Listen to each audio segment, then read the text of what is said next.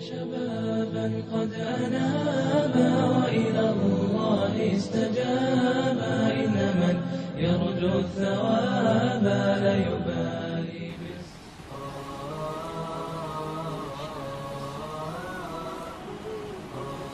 But this deen has produced such men and women over and over. And the Prophet ﷺ said, the believers are like mines of gold and silver.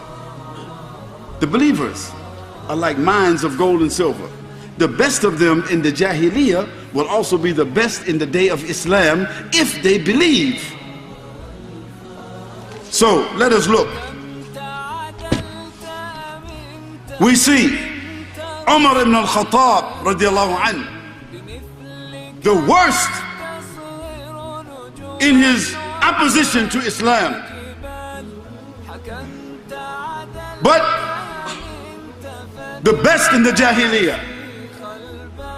And when Allah subhanahu wa ta'ala gave Umar Islam, when Allah guided Umar into Islam, Islam changed. The Muslim changed. No Muslims could speak about Islam publicly. No one could do it until Allah subhanahu wa ta'ala gave Islam to Umar. And after that Allah subhanahu wa ta'ala gave to Islam Hamza. These two men, Hamza and Umar, opened up the gates of Islam. And the kuffar who did not see Allah subhanahu wa ta'ala, they saw Umar, they saw Hamza. And Allah gave to the Prophet sallallahu alaihi wasallam and gave to this deen Umar and Hamza. Both of them, in their opposition, in their corruption. How many people did Umar kill? How many Muslims did he oppress? What kind of man he was? How many slaves did he beat? How many Muslims did he whip?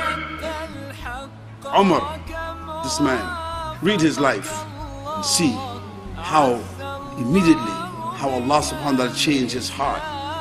How Allah changed the heart of Hamza, the womanizer, the drunkard, the man who lived by himself just to hunt and to kill and to fight. Hamza radiallahu anhu. When Allah touched his heart for Islam, subhanallah, no one had the heart and the courage like Hamza. What about Khalid ibn Walid? A man whom the Prophet ﷺ said, no woman have given birth to a man like Khalid ibn Walid.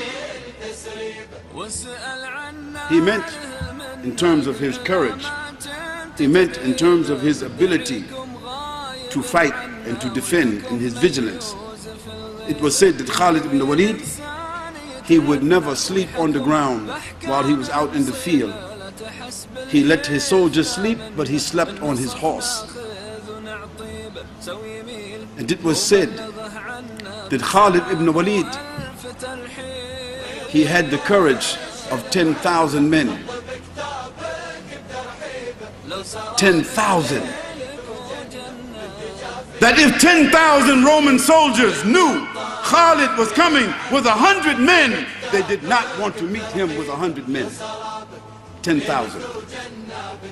Allah gave to this religion men like Khalid, men like Ubaydullah ibn al-Jarrah, men like Hamza. And then we had men like Salahuddin al-Ayyubi, who also, he was not Arab. MashaAllah, he conquered and took back Quds for Islam when no one else had the power to do it. Salahuddin al-Ayyubi, he was not alim. He was mujahid. And what about al-Khattab in Chechen? They also was riding horses, fighting against the Russians with their tanks, all their sophistication. And the sons of Khattab and the brothers of Khattab, they are still fighting those Kafirs today. With all their planes and all their tanks, they cannot overcome the iman of those soldiers of Allah subhanahu wa ta'ala. He also was not alim. He did not have that much knowledge. But he spent his time from the time he's 14 years old until he became shahid out in the ghazwa, fighting against the kuffar. And we have seen many others who we don't need to know to call their names, fighting for Allah against the kuffar, willing to die 100 times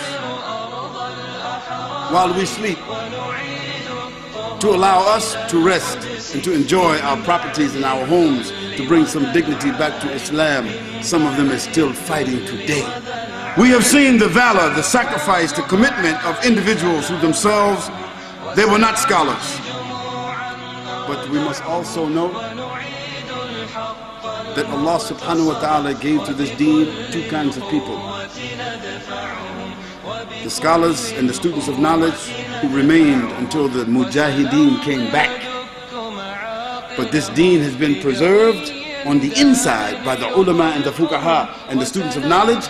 But this deen has been protected, it has been preserved, it has been made dignified, it has been made wide and known to the world by the mujahideen.